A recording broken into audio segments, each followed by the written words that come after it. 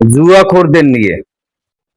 যে সকল জুয়াখোরগণ যারা অনলাইন ভিত্তিক ক্যাসিনো খেলে মোবাইলের অ্যাপস এর মাধ্যমে, এদের জন্য একটা বড় ধরনের একটা দুঃসংবাদ নিয়ে হাজির হয়েছি। সেটা হলো আহ, এই জাতীয় সংসদে নতুন সরকার এই অনলাইন ভিত্তিক ক্যাসিনোর জুয়ার নিয়ে একটা বিল পাশ করেছে। একদম সরকারের সংসদ থেকে পাশ হয়েছে।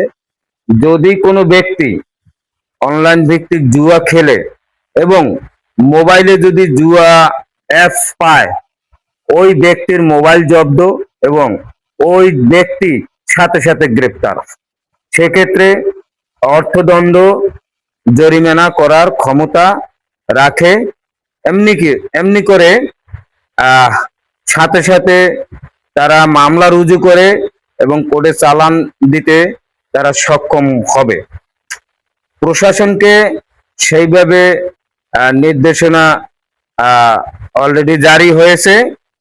সংসদে যেহেতু বিল পাশ করেছে, এবার হয়তোবা জুয়াখোরের কোনো রেহাই নাই।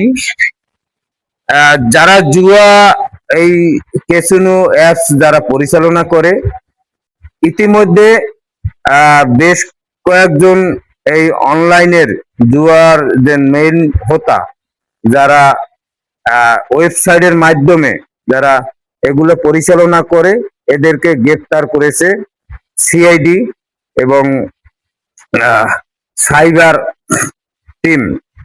সেক্ষেত্রে আজকে এই জুয়ার খেলায় যারা আসক্ত, তাদের জন্য বড় ধরনের দুঃসংবাদ।